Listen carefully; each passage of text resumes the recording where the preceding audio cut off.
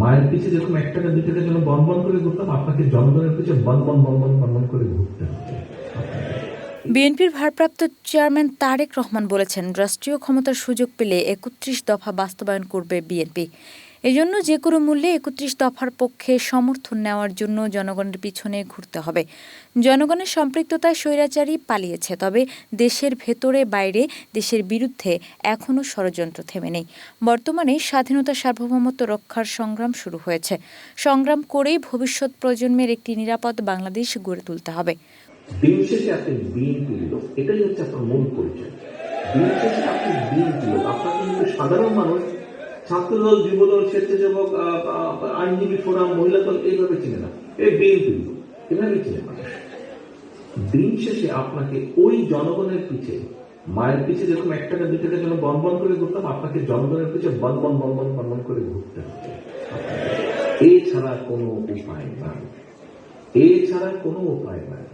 আমি গতকাল একটি অনুষ্ঠানে বলেছিলাম যে আমাদেরকে যদি, গতকাল কি পরশুদিন যাই হোক, যে আমাদেরকে যদি এই নির্বাচনের কুল সিরাত পার হতে হয়, তাহলে যেভাবেই হোক জনগণের পিছে আমাদেরকে থাকতে হবে, জনগণকে সাথে রাখতে হবে, জনগণের সাথে আমাদেরকে থাকতে হবে। 19 ডিসেম্বর বৃহস্পতিবার বিকেলে রাষ্ট্র কাঠামো মেরামতের ৩১ দফা বাস্তবায়নে ও জনসম্পৃক্তি নিশ্চিত করতে নরসিংদীতে বিভাগীয় কর্মশালায় ভার্চুয়ালি যুক্ত হয়ে প্রধান অতিথির বক্তব্যে তিনি এসব কথা বলেন। এ সময় তারেক রহমান বলেন, ভবিষ্যৎ প্রজন্মের জন্য একটি নিরাপদ বাংলাদেশ গড়ে তুলতে হবে। ৩১ দফা বাস্তবায়ন হলেই নিরাপদ বাংলাদেশ গড়া সম্ভব। ৩১ দফা বাস্তবায়নের সকল নেতাকর্মীদের জনগণের কাছাকাছি এবং প্রতিটি ঘরে ঘরে যেতে নির্দেশ দেন তিনি। মায়ের কাছে যেমন টাকার জন্য ভনভন করেন মানুষ, তেমনি জনগণের কাছেও ভনভন করে ঘুরতে বলেছেন তিনি।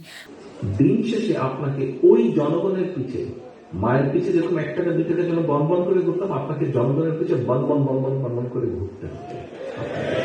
এছাড়া কোনো উপায় নাই, এছাড়া কোনো উপায় নাই। নরসিংদী জেলা বিএনপির আহ্বায়ক ও বিএনপির যুগ্ম মহাসচিব খায়রুল কবির খোকনের সভাপতিত্বে কর্মশালায় তারেক রহমানের উপদেষ্টা ডক্টর মাহাদি আমিন, বিএনপির যুগ্ম মহাসচিব শহীদ উদ্দিন চৌধুরী অ্যানি, সহ ত্রাণ বিষয়ক সম্পাদক হালিমা নেওয়াজ আর্লি, সহ স্থানীয় সরকার বিষয়ক সম্পাদক শাম্মী আক্তার, সহ গণশিক্ষা বিষয়ক সম্পাদক আনিসুর রহমান তালুকদার খোকন সহ কেন্দ্রীয় ও স্থানীয় শীর্ষ নেতৃবৃন্দ উপস্থিত থেকে নিজেদের মতামত তুলে ধরেন।